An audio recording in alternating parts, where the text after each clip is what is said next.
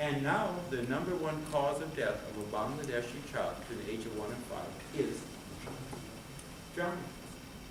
Which, drowning is totally horrible. And in fact, we have unleashed programs to prevent drowning.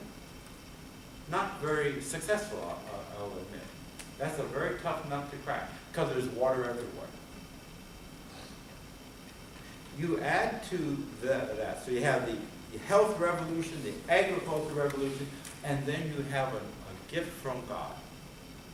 God loves Bangladesh best. And this is a gift you might not think about. Obama thinks about it. And it is called the Indo-Pacific Economic Corridor, which is going to be one of the huge trade routes of the 21st century, connecting Central Asia, Afghanistan is a treasure trove beyond imagination, South Asia, with China, with Singapore, with the world. In your mind, picture that massive flow of trade. And Bangladesh will be a huge contributor to that trade and a critical piece of the transit of that trade. Look, think about a map.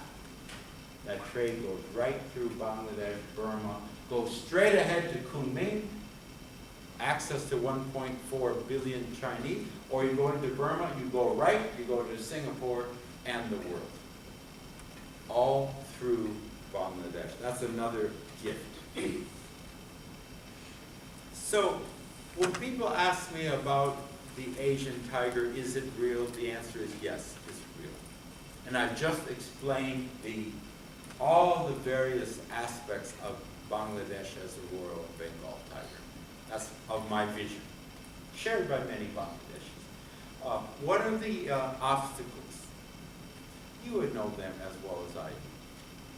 Ports, railroads, roads, power deficiency, energy shortages, corruption, rampant, deep, horrifying corruption, deficient rule of law, political instability, red tapeism.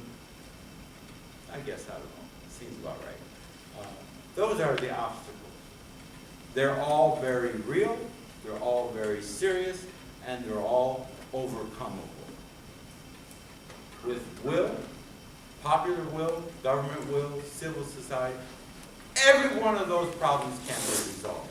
No exception. I've lived and worked in countries where that was not true. I won't name them, but I've been in countries whose problems nobody could solve. Nobody. So, now that's where you all come in. Because, with due respect for that table over there, the future is not there. In fact, even today's not there. Today's here. These three tables. Are you offended? I apologize. But it's true. And some people say, oh yes, the young people, they're the leaders of tomorrow. Oh no, I say, forget that, they're the leaders of today. You go to Bangladesh, where's the dynamism, where's the energy of Bangladesh? It's with people like me, old farts? No. No, stale thinking, dead thinking, yesterday's thinking. It's with your generation. And it's happening now. It's happening now. Forget about happening tomorrow. It's happening now. Exciting stuff happening now. We can talk about that. And so my hope is that all of you guys are going to get so smart. And you listed off all of these areas of expertise. There was not one that Bangladesh isn't begging for right now. And so as you go back to Bangladesh, the role you play in building Bangladesh.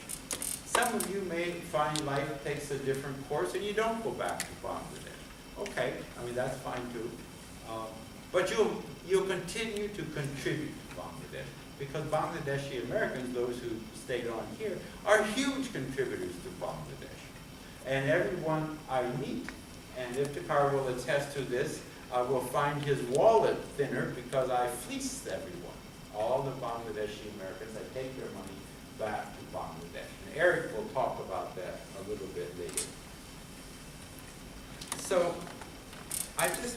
share a little bit about what Bangladeshis have done in Bangladesh. These are 3 vignettes from the last month. One Bangladeshi American has developed a nanogrid, solar-powered nanogrid. I have been working with solar power decades. And I always say, oh, it's very nice, it's very sweet, it's lovely. But I've never been a believer, because you get 3 little dinky light bulbs and you can't see. That doesn't look like a great success. This guy's got it all sorted out. On a nanogrid, 51 households, you have all the lights you want, you have run your computer, you color television, you run through your computer, you charge all your cell phones, you have a fan, a couple of fans, whatever you want, you have heat lamps to keep your day-old chicks, whatever you need you have. This is real power in a house. And I think 10 years from now, you will go back and all of Bangladesh is going to be with power. Forget this sitting in the dark with an oil lamp thing. Finish. And this guy, this Bangladeshi American, Didar, is the one who's done it. He's building the components there in Bangladesh. I visited his factory. I said, show me this stuff. It's economically sustainable. You don't need to have a $1 million grant from anybody. It pays for itself. So that's one success story. Another success story is this guy, Inayatur, who set up a semiconductor factory. And he takes schematics of semiconductors and designs them into something then that is built elsewhere. Some of this is all sub-20 nanotechnology.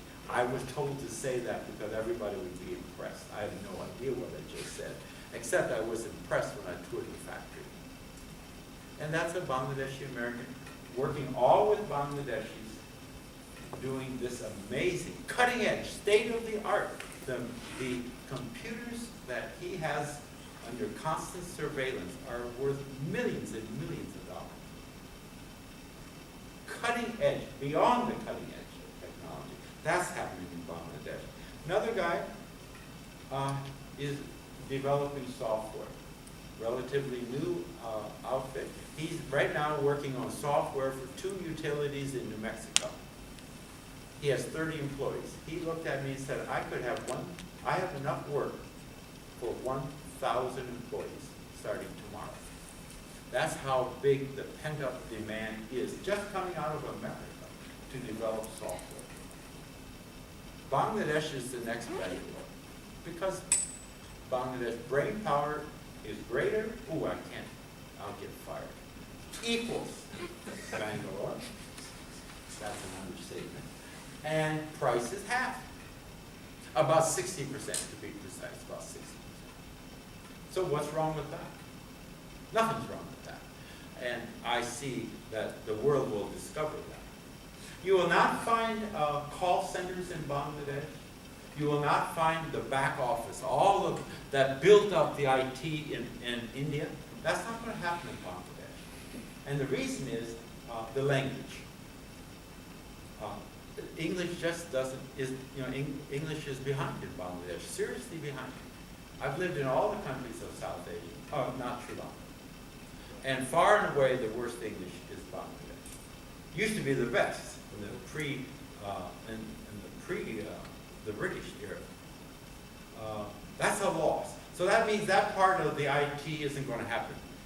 I know Bangladeshi Americans have tried, and all of them have moved to Bangalore for the same reason. They couldn't get the language.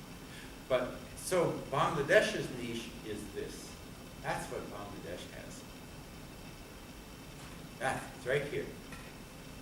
And it's going to be on the software, it's going to be the cutting edge semiconductor, it's going to be huge. I went to another place. Can you believe all of this is within the last 3 to 4 weeks? The Bangladeshi American. I spent a whole day, all the way up to Mymensingh and Ghazipur. I said, show me everything you're doing.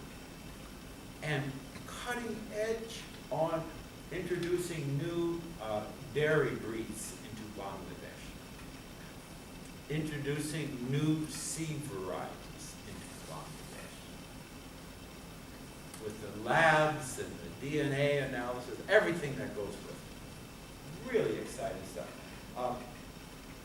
So, I encourage you, as you go back, to also dive into this rich, very fertile environment with your own ideas, your own startups, and explore the world of entrepreneurship. Bangladeshis are the best. And I don't know if you follow what's going on back home or not, but it's an explosion. If you've been gone for 2 years, you've missed everything. It's an explosion of startup activity, which the U.S. government is supporting very much. So that's one of my messages to you is as you go back, is to explore these options.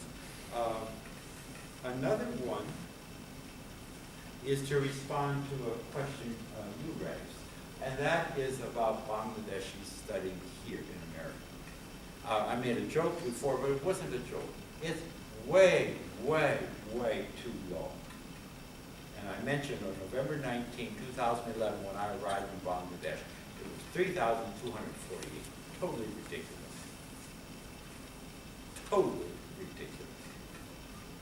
And we have launched a campaign to increase that number tenfold to 32,480. And we're making good progress. You are part of this progress. There is disinformation, there is misinformation. You cannot get a visa. That is totally not true. Every bona fide student with the proper documentation and the finances for the first year is going to get a visa. You will not get a visa, however, if you are a bona fide student and you walk in with 6 inches of fake documents given by some broker. This is happening all the time. We see good, valid students being refused because they're using fake documents.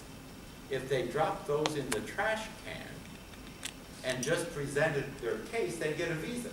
When they start with these documents, that our guys can smell those documents at DIT2.